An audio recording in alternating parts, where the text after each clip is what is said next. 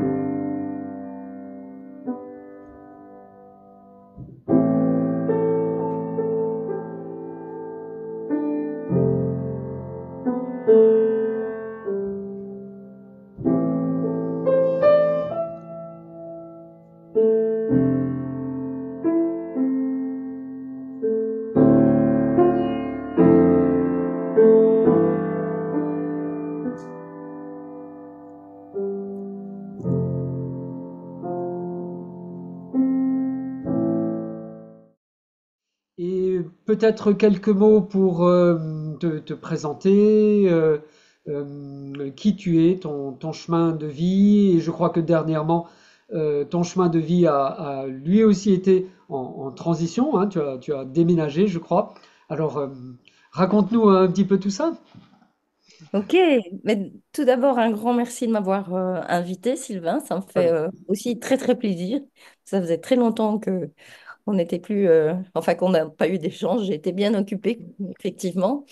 Et donc en fait, je pense que j'ai été une des premières francophones européennes à fonder une école pour accompagner les personnes en Ike coaching. je pense aussi, oui. Et oui, il y a 15 20 ans, quelque chose comme ça. Et au fur et à mesure de ma pratique, il y a quelque chose qui me dérangeait et je ne savais pas trop quoi, jusqu'à ce que mon cheval me le montre, mon premier cheval Lancelot, à savoir qu'il comprenne beaucoup plus que ce que nous imaginons et que je pense que très souvent dans certains accompagnements, on leur vole la vedette pour ne pas les laisser s'exprimer plus loin. Et donc c'est pour ça que j'ai cherché et trouvé des formations pour que le cheval soit libre de pouvoir s'exprimer. La liberté, c'est une de mes valeurs fondamentales. Avec Et les chevaux, c'est une valeur fondamentale, absolument. oui, c'est une valeur fondamentale, effectivement, à partir du moment où ma propre liberté ne va pas empiéter celle des autres, hein, on est bien d'accord. Et en faisant le lien avec les chevaux peuvent être en liberté, mais ils ne peuvent pas être en liberté tout le temps. On ne peut pas les sortir sur les routes, même si de temps en temps ils en prennent l'initiative. On vit dans un monde où le cheval libre, totalement libre, n'existe plus. Par contre, dans les accompagnements, je pense que c'est important, en tout cas, qu'on leur laisse, qu'on leur enlève les licoles, les cordes, les cravaches, les carottes, parce qu'il y en a qui viennent finalement rencontrer des gens en disant ah, peut-être qu'il y aurait une carotte dans la poche. Ouais. Donc, pour enlever tous les artifices pour être dans la pureté de la relation, en fait, c'est vraiment ça. Donc ça a été mon parcours et j'ai écrit un livre qui est paru pardon, en 2020 qui s'appelle Révéler votre leadership avec l'Equi-Coaching, qui est paru chez EdiPro et qui représente en fait 10 ans d'accompagnement en entreprise et 10 ans d'accompagnement de particuliers. Mais ce qui a été très, très important pour moi, je reviens sur ce que je viens de dire, le cœur de ce livre, c'est de faire comprendre que le cheval doit être libre pour pouvoir euh, accompagner en conscience. la personne avec laquelle il se trouve en lien. Mm.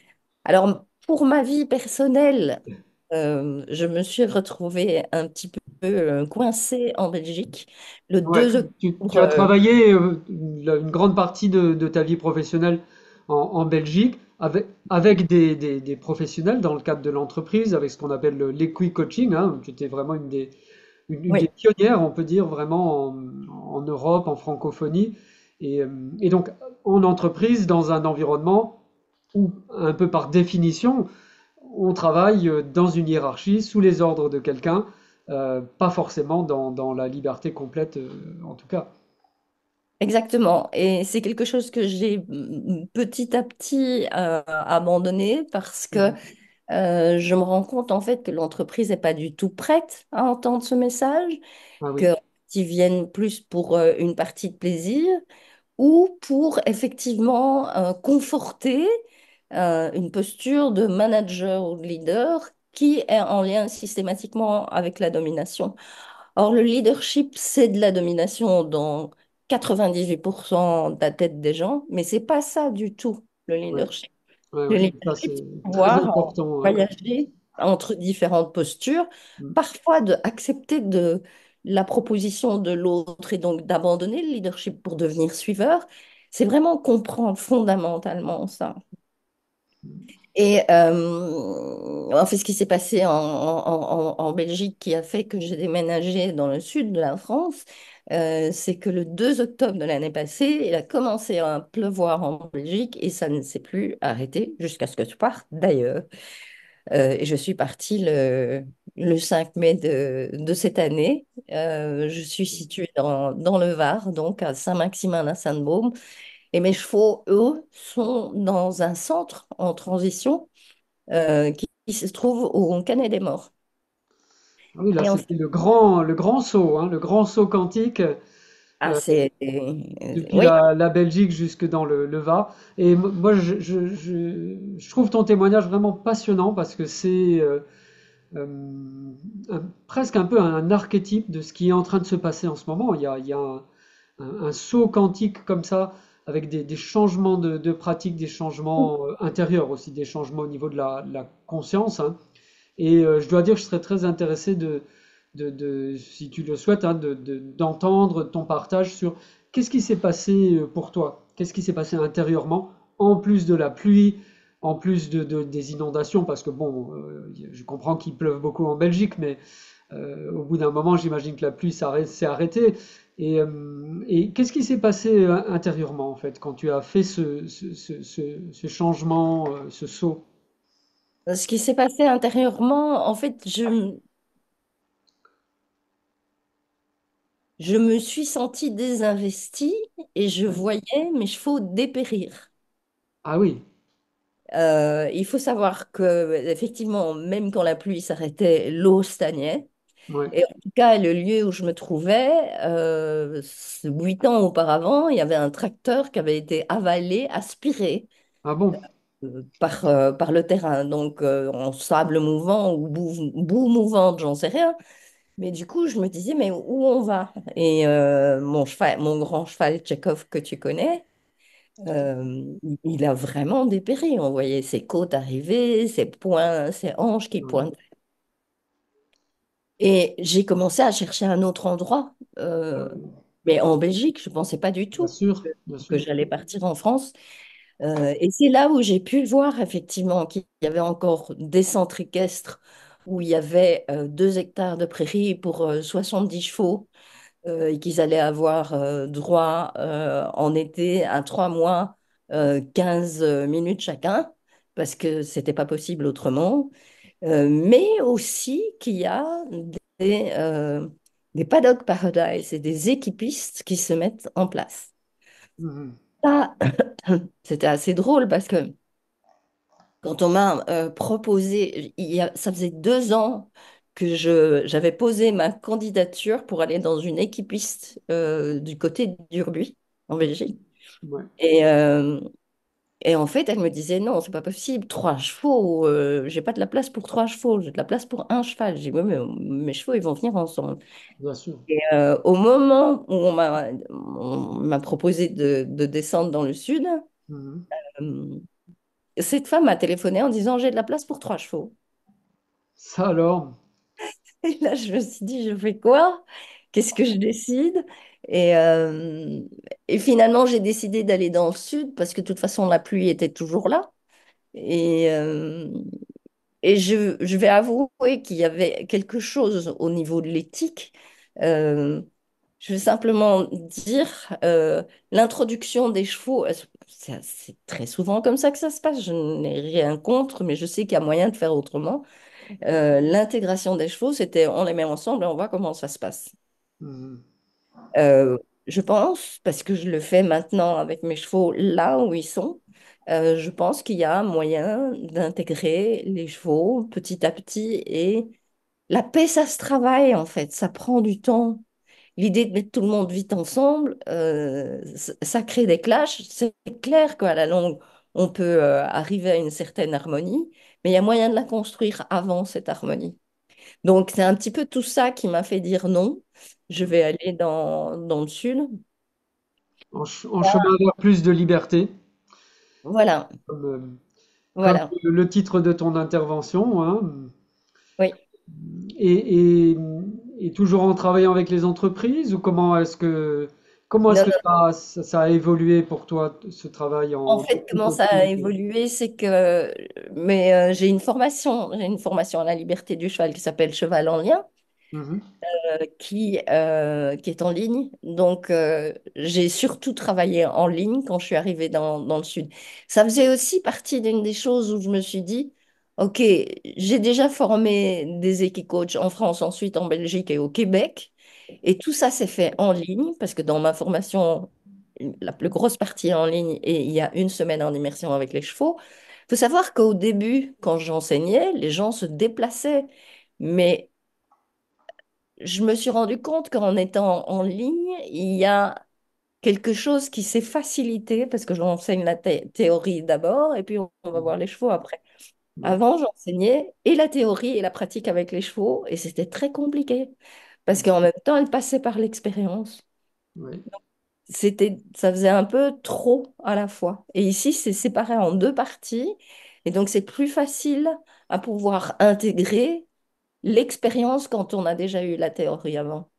Mhm, Et donc, en fait, la transition, elle s'est passée comme ça. C'est que j'ai continué des formations en ligne. mhm, Et puis, parce que je ne pouvais pas rester à l'endroit où j'étais, j'ai cherché d'abord un lieu pour moi et puis un lieu pour mes chevaux. Et là, pour mes chevaux, j'avais des critères très spécifiques.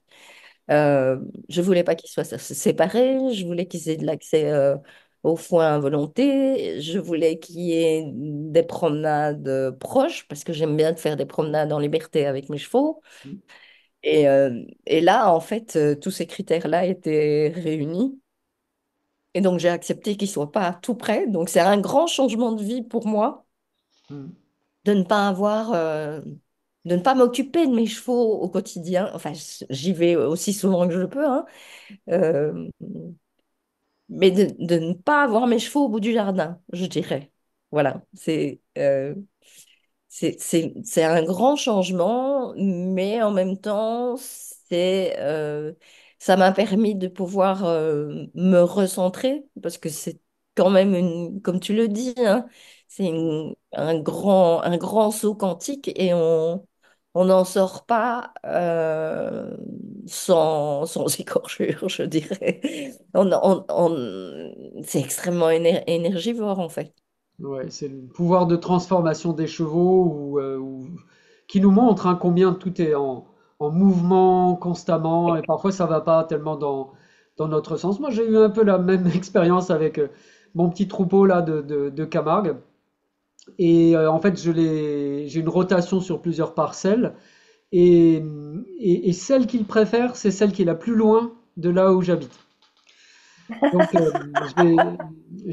il a préfère parce que bah, ils aiment bien l'endroit. Il y a une vue dégagée. Pour les chevaux, c'est très important. Il y a d'autres chevaux qui sont là, il y a un peu d'action, de mouvement, les chevaux aiment beaucoup ça. Donc voilà, j'ai fait un peu comme ça un choix aussi de les avoir plus loin, mais ils sont heureux là où ils sont. C'est ça. Et en même temps, ils découvrent ce que c'est qu'une vie de troupeau parce que mes chevaux, ils ont toujours été avec moi. De temps en temps, il y avait des chevaux qui passaient, mais ils n'étaient pas en contact avec d'autres chevaux. Et là, en fait, le troupeau où on est, chez Virginie Cabot, c'est un troupeau de 7 chevaux. Oui. Et donc, On avait interviewé Virginie d'ailleurs sur la chaîne et elle avait parlé de son apprentissage avec Arlette et voilà, vraiment un super centre équestre, un centre équestre en transition justement, hein. en transition, exactement. Donc voilà. Ce que j'ai pu constater dans les centres équestres en transition, c'est qu'effectivement, il y a une demande de la part des propriétaires de chevaux que les chevaux sortent des box, qu'ils soient dans des espaces ouverts, qu'il y ait plus un paysage type équipiste, de sorte qu'ils puissent se mouvoir et pas rester bloqués à un endroit. Et donc, ça leur offre une possibilité de mouvement qu'ils ont très très peu finalement et qui leur est indispensable. Et donc aussi, euh, j'ai lu ce matin un post qui m'a interpellée euh, par rapport au fait de la liberté, mais au fait aussi de leur apporter une alimentation qui leur convient. Alors, l'accès libre au foin, c'est une bonne chose, mais quand ça provoque des fourbures, c'est qu'il y a quand même un problème. Et donc, il y a de plus en plus de vétérinaires nutritionnistes qui s'intéressent à la chose, mais je pense qu'on oublie un élément énorme, c'est le changement climatique. Et j'ai l'habitude de dire en rigolant, je suis une des premières réfugiées climatiques Oui. en étant venue ici dans le sud. Mais, mais voilà, c'est ça, je voyais mes chevaux dépérir là, sur place où ils étaient, et pourtant ils avaient de l'espace, ils avaient une sorte de paddock sur lequel ils pouvaient bouger, mais l'alimentation, ça n'était plus ça. Et, en fait, j'ai un peu race espagnol quand il est arrivé ici, dans le sud.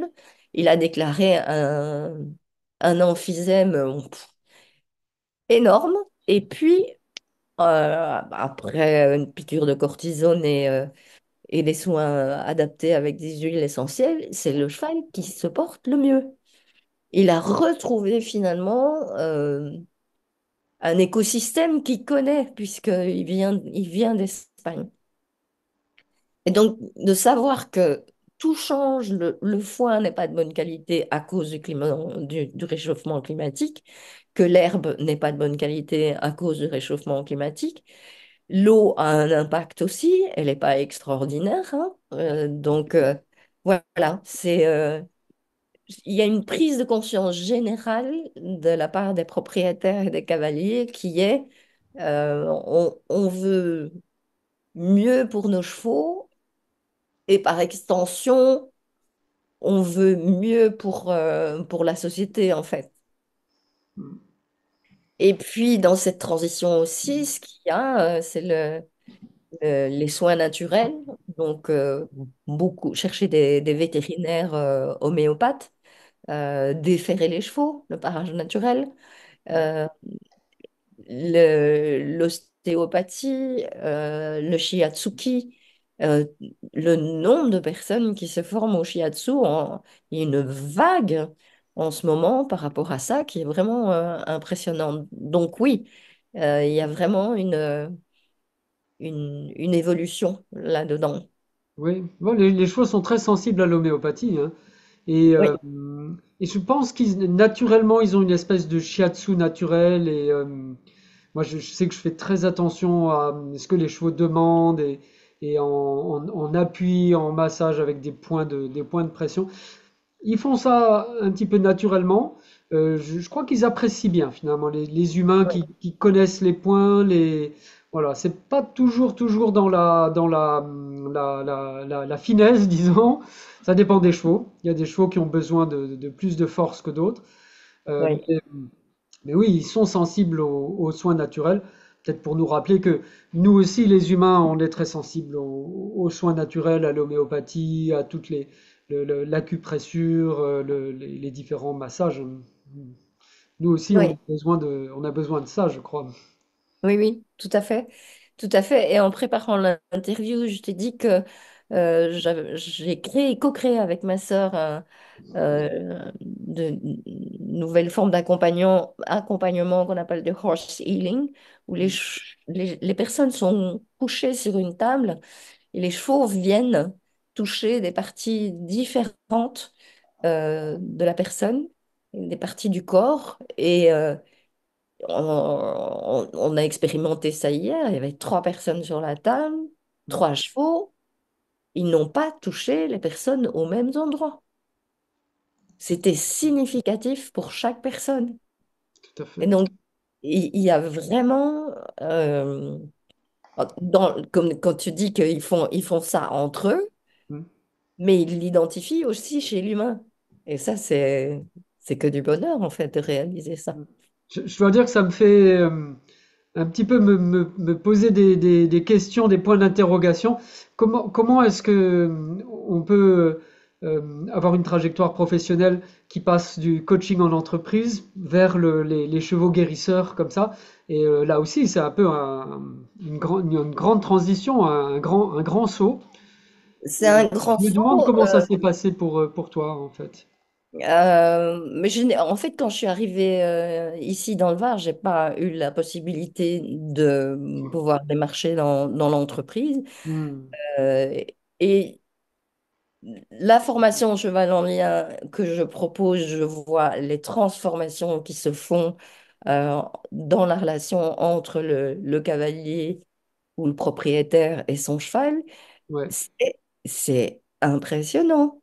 C'est vraiment impressionnant. Le, c'est le cheval le professeur, mais c'est le cheval le coach. Mhm. Et en fait, quand on accompagne en entreprise, les personnes viennent pour travailler sur le cheval. Ah oui, oui, tout à fait. Et ça, c'est un truc que j'ai vraiment du mal. J'ai vraiment du mal. C'est- on ne va pas, s'il y a une problématique, elle n'est pas à l'extérieur, elle est à l'intérieur de nous. Donc, plonger à l'intérieur de nous pour découvrir en fait ce que le cheval peut nous apporter, Mhm. c'est essentiel. J'ai eu quelques entreprises qui étaient tout à fait ouvertes et probablement je ne ferme pas complètement la porte, mais je choisirai toujours maintenant les personnes je vérifierai l'éthique de l'entreprise. Si effectivement c'est comment pouvoir mieux dominer pour aller plus vite, pour gagner plus d'argent, parce que finalement c'est assez schématique, mais c'est à ça qu'on vient, c'est à ça qu'on en vient. Ça n'est pas intéressant. Par contre, les personnes qui ont compris que prendre son temps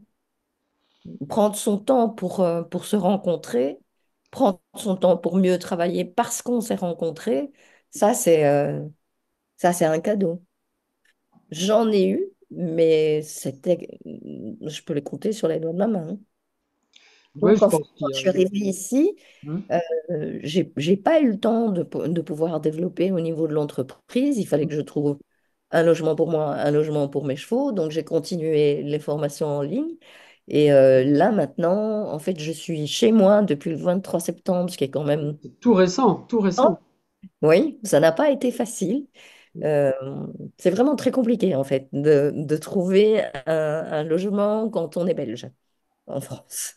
Ah bon? Ah oui, oui, vraiment.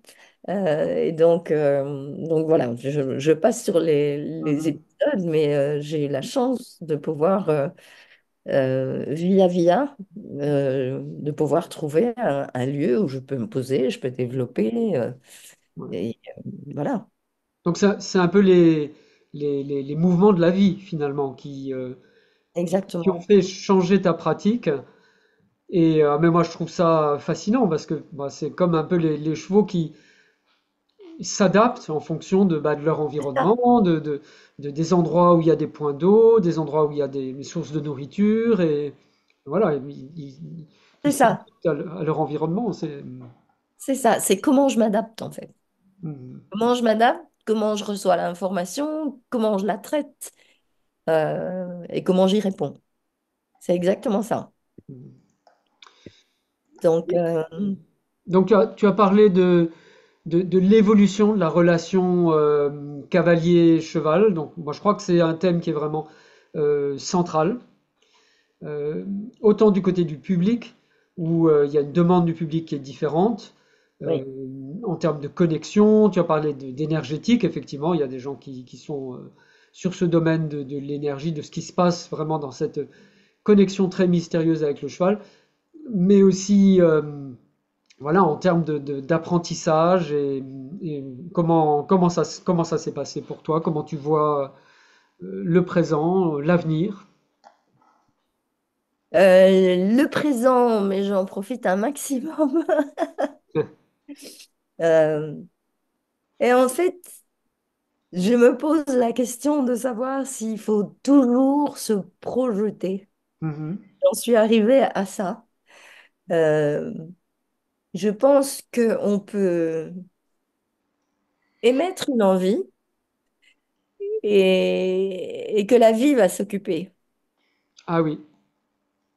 En fait, vous n'allez pas toujours avoir ce que vous demandez, mais vous allez avoir ce dont vous avez besoin. Et Ah, ça a été mon plus grand apprentissage. Je n'ai, j'ai pas, j'ai pas été dans je veux ça, ça, ça et ça. Il me fallait un logement, je l'ai eu. Il me fallait un endroit euh, qui soit dans l'idée d'une transition, je l'ai trouvé. Maintenant, on rentre petit à petit dans la période de l'hiver où on est dans une période d'introspection, donc ouais. d'aller nourrir cet intérieur. Et c'est vraiment par là que, dans ce sens-là, en fait, maintenant que je...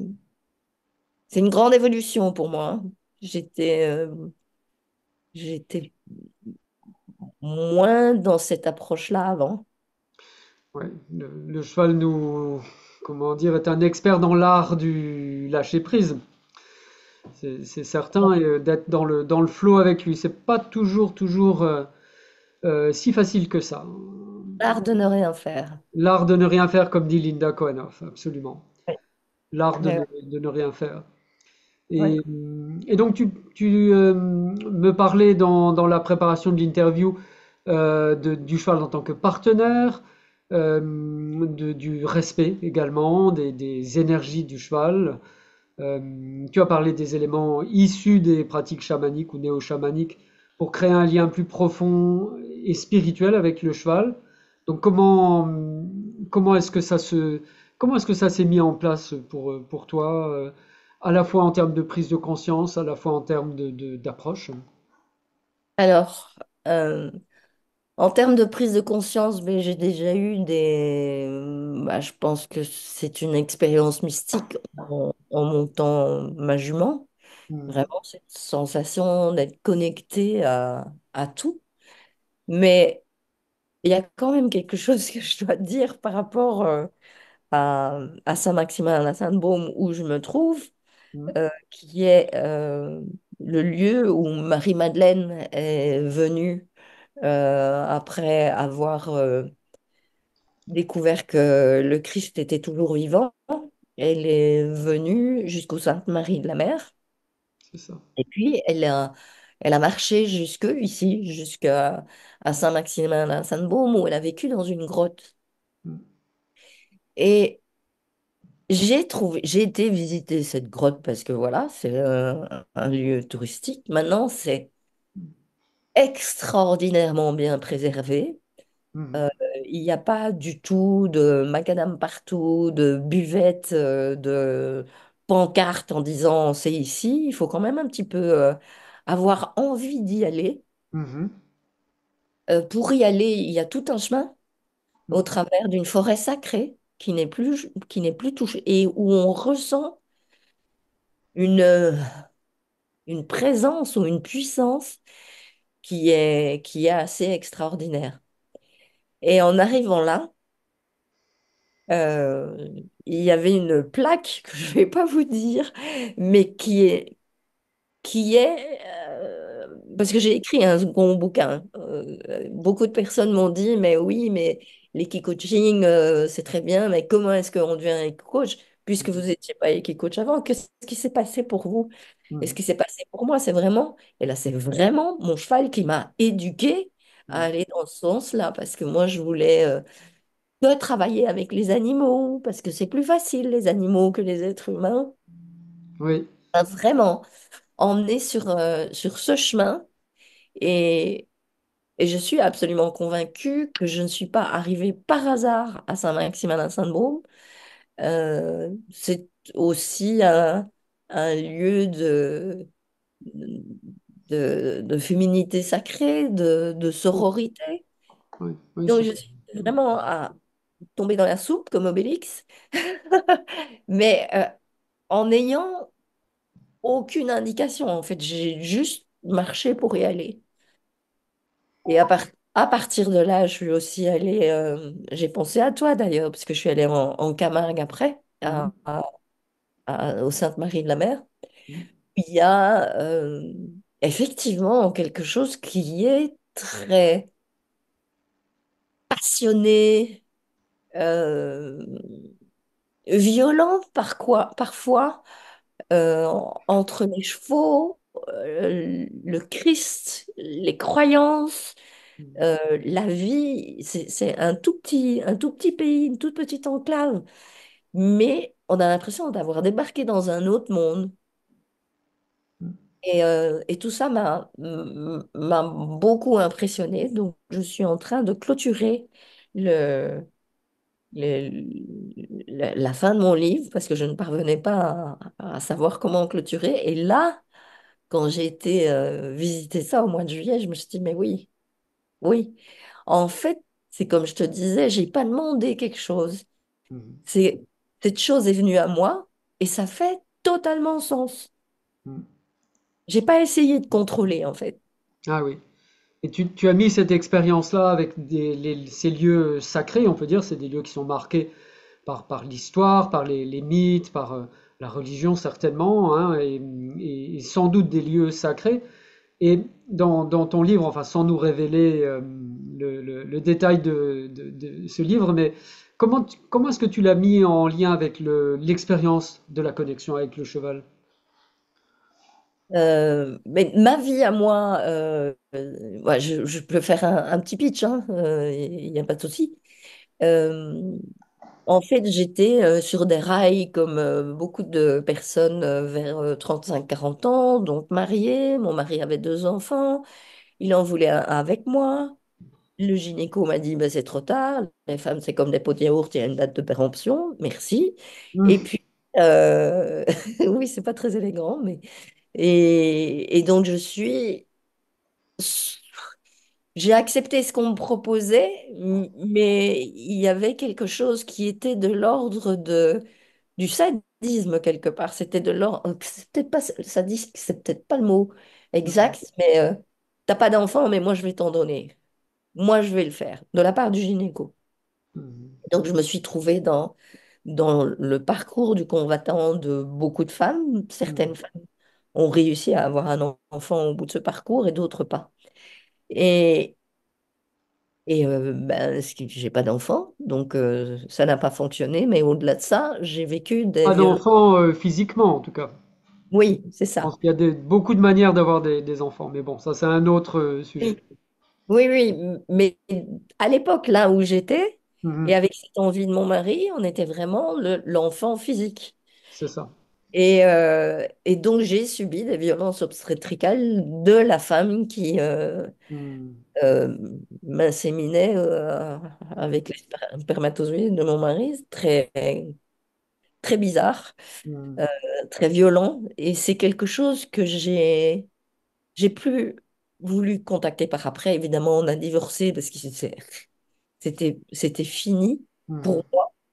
Euh, et en fait, alors, c'est très drôle parce on repart en Camargue. Mhm.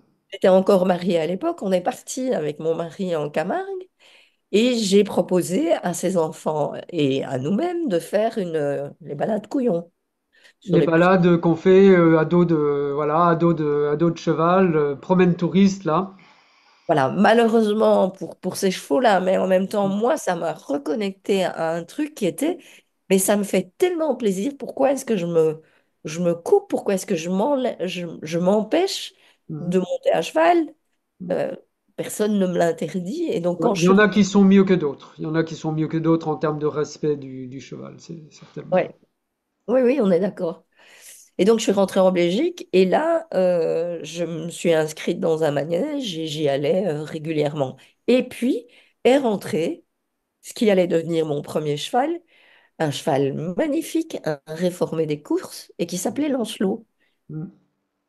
Ça ne s'invente pas. Et c'est vraiment un cheval d'une très très grande puissance.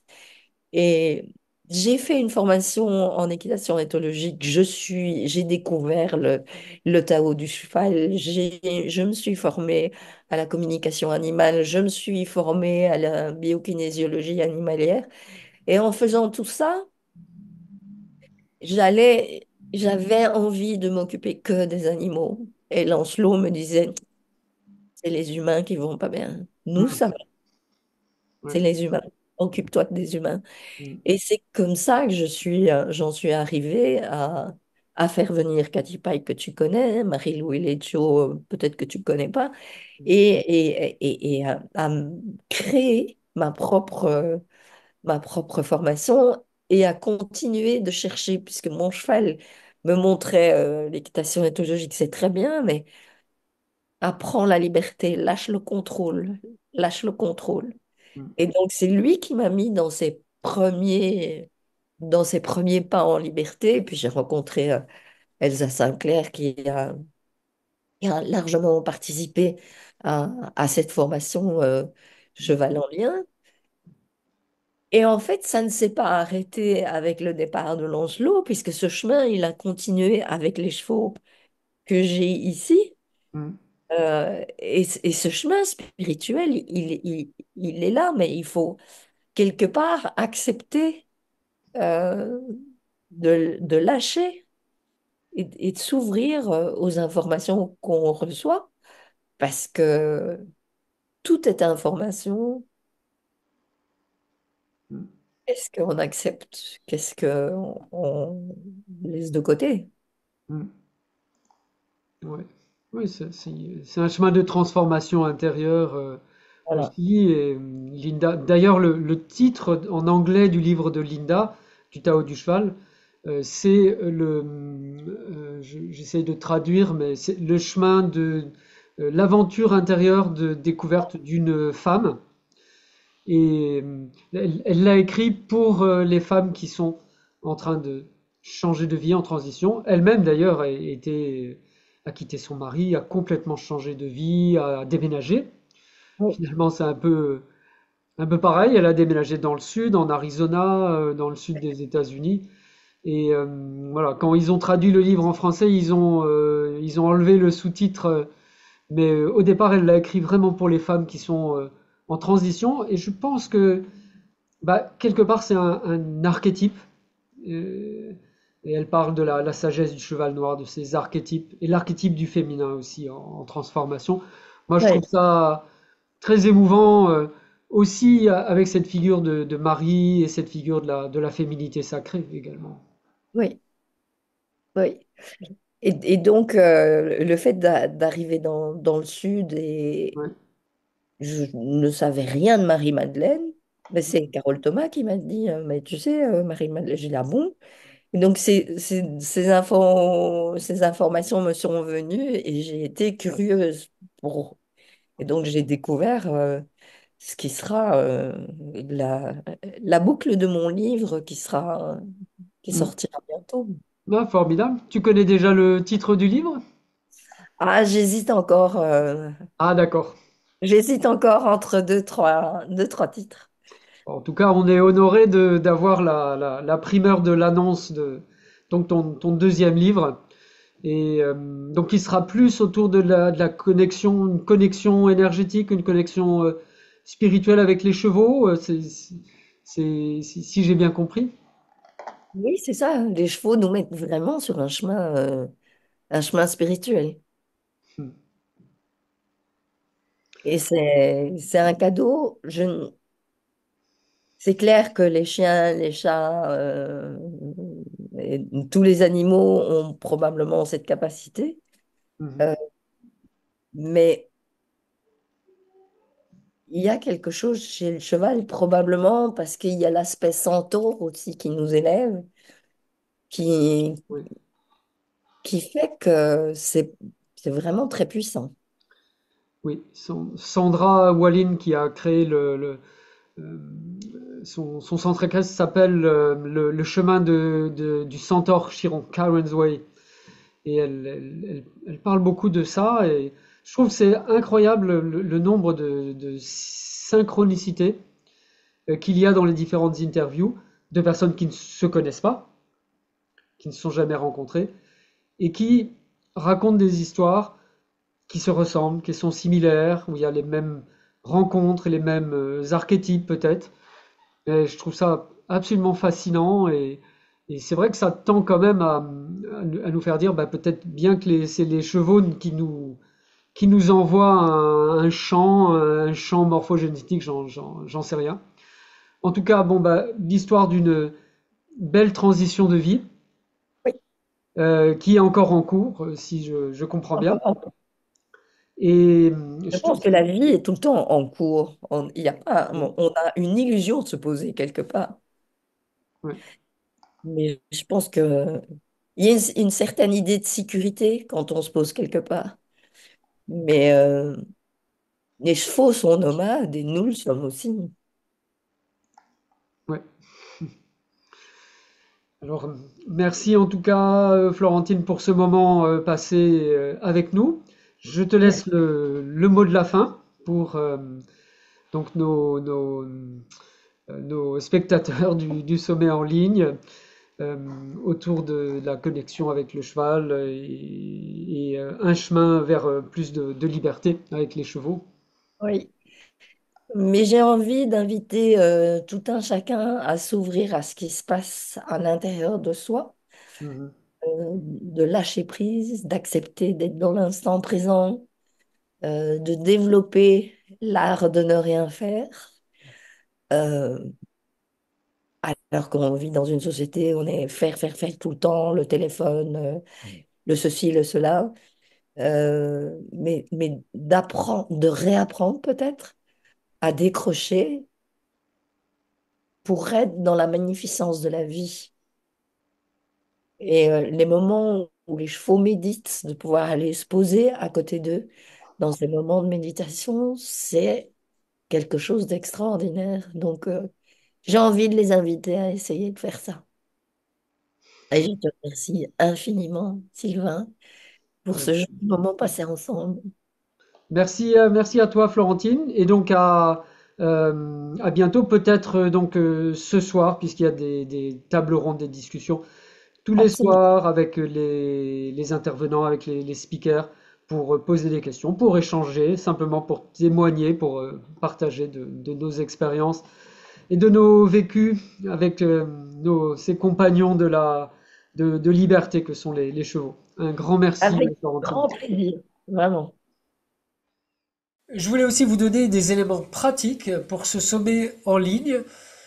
Donc c'est un sommet qui est gratuit sur simple inscription comme membre de la communauté Cheval en Conscience. Vous avez le lien juste en dessous. Une communauté où il y a déjà plus de 1500 membres. Et donc vous avez la possibilité de regarder gratuitement les interviews le jour de leur diffusion. Ou alors, si vous voulez les regarder plus confortablement, au moment où vous le voulez, vous avez la possibilité d'acheter un pack replay. Donc pack replay pour le montant de 97 euros. Vous avez accès à plus d'une trentaine d'interviews, plus de 35 heures d'interviews sur les chevaux médiateurs, sur les chevaux guérisseurs, avec des témoignages exclusifs de la part des nations amérindiennes, du chamanisme. On a interviewé donc cette chamane de Sibérie, et également des professionnels du cheval en France qui parlent de leur métier, comment est-ce que le cheval peut être intégré dans des pratiques de psychologie, comment il peut être intégré avec la théorie polyvagale. Donc tout ça, vous avez la possibilité d'acheter un pack replay pour regarder confortablement les interviews. Et je voulais aussi vous dire qu'une part des bénéfices de la vente de ces packs replay sera reversée à l'association Equidolce. C'est une association qui est vraiment chouette, vraiment un beau travail de cette association qui crée un refuge pour les chevaux. Et on a vraiment à cœur de soutenir, d'aider cette association Equidolce avec Cheval en Conscience. Inscrivez-vous, c'est gratuit, n'hésitez pas, et vous aurez accès gratuitement à toutes nos interviews. Voilà les amis, à bientôt.